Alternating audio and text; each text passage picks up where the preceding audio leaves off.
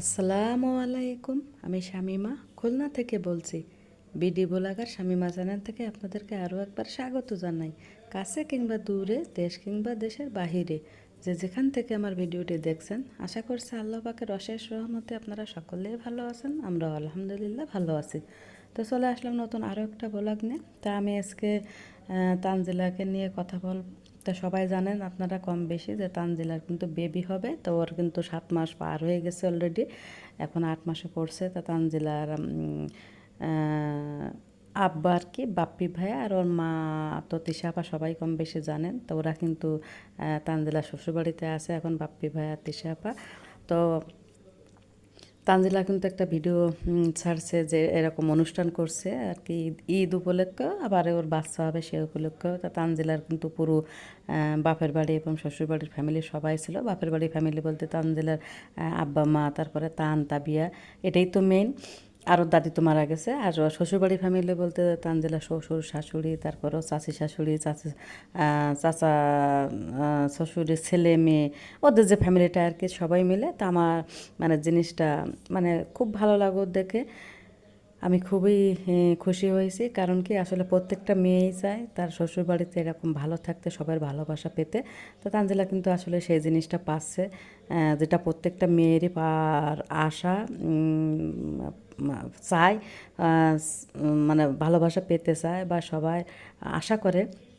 তো সেটা কিন্তু তানজিলা পেয়েছে আর কি, বাপের বাড়ি এবং শ্বশুরবাড়ি থেকে দুপক্ষই। তো অনেকে হয়তো তানজিলার জন্ম নিয়ে অনেক কথাবার্তা বলেন যে বাপ্পি ভাইয়ের মেয়ে না, বাপ্পি ভাইয়ের মেয়ে না, তা কী হয়েছে, ছোটোবেলা থেকে তো বাপ্পি কাছে এসেই তো মানুষ হয়েছে। আর তিশা আপা তো তোর মা, আর এটা তো সত্যি কথা, তাই না?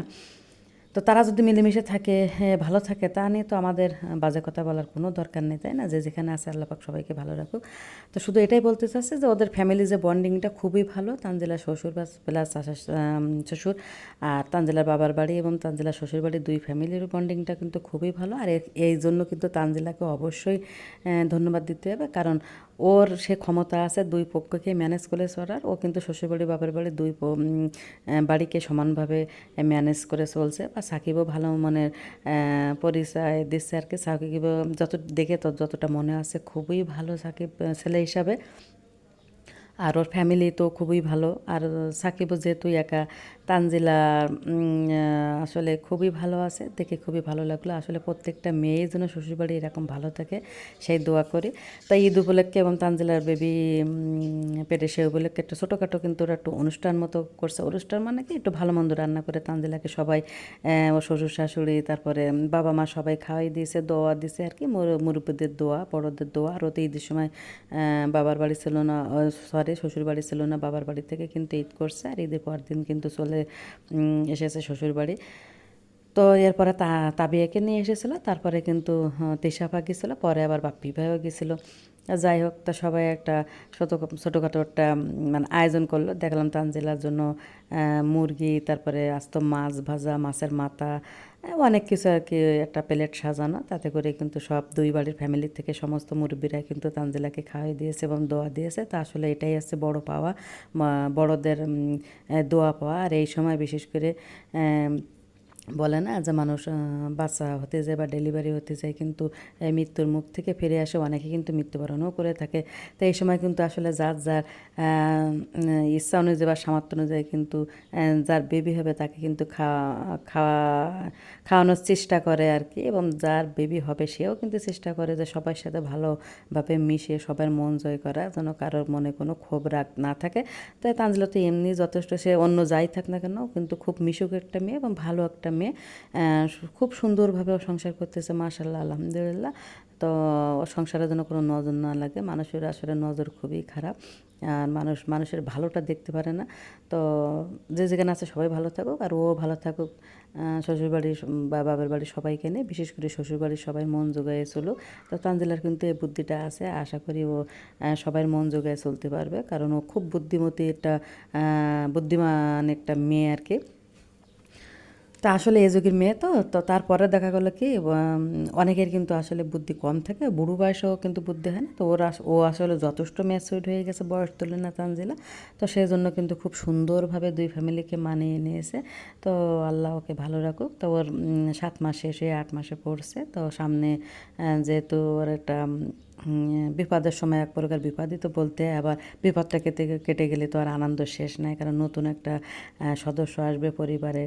ছেলে হবে না মেয়ে হবে, সেটা তো একটা কিউরিসিটি আছে। তারপরে কেমন হবে সবাই কিন্তু আসলে খুব অধীর অপেক্ষা থাকে এই সময়টা, কারণ আমরা তো এই সময়টা পার করে এসেছি, আমরা জানি আসলে কেমন লাগে। তো সবাই কি দেখা গেল প্রকাশ করতে পারে না। ও যেমন শ্বশুর শাশুড়ি দুই পক্ষ নিয়ে যে একটু রান্নাবান্না খাওয়া দাওয়া বা দুই পক্ষের একটা মিলেমিশার যে একটা এক জায়গা হওয়ার যে একটা প্রোগ্রাম করছে, এটা কিন্তু সবাইয়ের কপালে জোটে না, আমাদেরও কিন্তু হয়নি এরকম। তো দোয়া করি ও ভালো থাকুক এবং সুস্থভাবেই যেন ছেলে হোক বা মেয়ে হোক সেটাই যেন হয়ে যায়, এবং মা মা বাচ্চার জন্য দুজনেই ভালো থাকে সেই দোয়া করি। সবাই তানজিলার জন্য দোয়া করবেন। তো শুধু তানজিলা না, পৃথিবীর যেখানেই যত মেয়েরা আছে সবাই যারা গর্ভবতী আর কি বাচ্চা কাচ্চা হবে, আল্লাহ পাক যেন সবাইকে সুস্থতা দান করে, সবাই যেন ভালো থাকে আর সবাই নেক মকসুদ যেন পূর্ণ করে দেন আল্লাহ পাক, সেই সাথে আমাদের সকলের জন্য নেক মকসুদ পূর্ণ করে দেন। তো এদিক থেকে কিন্তু আমি কথা বলতে বলতে দুপুরে রান্নার জন্য আমি গুছিয়ে নিয়েছি। তো এখানে ঢেঁড়স কুচিয়ে নিয়ে করে নিয়েছি, আর টক ডাল মানে আম ডাল রান্না করবো, আর আছে ইলিশ মাছ আর ট্যাংরা মাছ ঝোল করব। তো দেখছিলেন যে কতগুলো আম পড়ছে, প্রত্যেক দিন কিন্তু এই পরিমাণ আম গাছ থেকে পড়ছে। তো আসলে আমাদের খুলনা কিন্তু এখনও বৃষ্টি হয় না, আর আমরা কিন্তু আজকেও রোজা, আমাদের আজকে ছয় রোজা শেষ হচ্ছে। আমরা শুধু ঈদের দিনটাই রোজা ছিলাম না, ঈদের দিনের রাত্রি থেকে আবার রোজা থাকছে, সেই হিসেবে আজকে আমাদের 6 রোজা পূর্ণ হয়ে যাচ্ছে। তো আমরা প্রত্যেক বছরই এরকম করি। হয়তো অনেকেই আছেন যে ওদের 1-2 সপ্তাহ একটু সময় নিয়ে তারপরে থাকেন, হ্যাঁ সেটাও করতে পারেন। তবে আমার কাছে মনে হয় কি যে আসলে একটানা থেকে দিলে না, মানে 1 মাস যে রোজা থাকছে তার যে একটা একভাবে যে একটা চলছে, সেটা কিন্তু আসলে এটাও ওইভাবে হয়ে যাওয়ার কষ্ট হয় না, কিন্তু দেখা গেলো কি ভেঙে ভেঙে থাকলে কিন্তু আমার মনে হয় ওইটা আরও কষ্ট হয়। তা সেজন্য আর কি আমরা একটানা শুধু ঈদের দিনই থাকিনি, ঈদের দিনটা বাদ রেখে ঈদের দিন গত রাত্রি যে আবার ছেড়ে করছি আমরা। আজকে আমাদের 6 রোজা শেষ। তো আলহামদুলিল্লাহ সহি সালামতে আমাদের 6 রোজা শেষ হয়ে যাচ্ছে। তো আপনারা সবাই দোয়া করবেন আমাদের জন্য। তো এক্ষেত্রে আমি এখন একটু হচ্ছে জর্দা সেমাই বা শুকনা সেমাই যেটাই বলেন সেটাই রান্না করে নিচ্ছি। তো আমি এখানে প্যাকেট সেমাই নিয়েছিলাম 200 গ্রাম পরিমাণ। তো প্যাকেট সেমাইটা আছে আমি একটু ঘি দিয়ে ভেজে নিচ্ছি, আর এর আগে কিন্তু একটু কিশমিশ আর কাজু বাদাম একটু ঘি দিয়ে ভেজে নিয়েছিলাম হালকা, আর একটা তেজপাতা, 2 এলাচ আর 2 টুকরা দারচিনি দিয়ে তারপরে একটু ভেজে নিয়ে তারপরে আমি সেমাইগুলো দিয়ে দিয়েছিলাম, আর সেমাইগুলো একটু 1.5 থেকে 2 ইঞ্চি পরিমাণ লম্বা করে নিয়েছিলাম। তারপরে এখন পরিমাণ মতো চিনি আর একটু গুঁড়া দুধ আর সামান্য 1 চিমটি লবণ দিয়ে আমি আবারও একটু নেড়ে ছেড়ে মিশিয়ে নেব। এখন কিন্তু চুলার জালটাও অফ আছে, কারণ যেহেতু আমি সেমাইগুলো ভাজা ছিল, প্যাকেট সেমাই ছিল আরও ভেজে নিয়েছি, তাই এক্ষেত্রে জাল দিব না। যার শুধুমাত্র গুঁড়ো দুধ আর চিনিগুলো আমি সুন্দরভাবে মিশিয়ে নেব। মিশিয়ে নিয়ে আমি এখানে 1 থেকে 1.5 কাপ পরিমাণ গরুর দুধ দিয়ে দেবো। জাল করা গরুর দুধ, মানে আগের থেকে জাল করে আমি ঘন করে রেখেছিলাম। আপনারা গরুর দুধ না থাকলে এখানে গরম পানিটাও দিতে পারেন, আর অবশ্যই কিন্তু গরম দিতে হবে, ঠান্ডা পানি দেওয়া যাবে না, তাহলে সেমাইটা জড়াই যাবে। আর ঘির পরিবর্তে আপনারা সয়াবিন তেল দিয়েও রান্না করতে পারেন, তবে আমি সাজেস্ট করব ঘি দিয়ে রান্না করবেন, কারণ ঘি দিয়ে রান্না করলে ফ্লেভারটা যতটা ভালো আসবে আর এই যে ঝরঝরে যে ভাবটা এটা আসবে।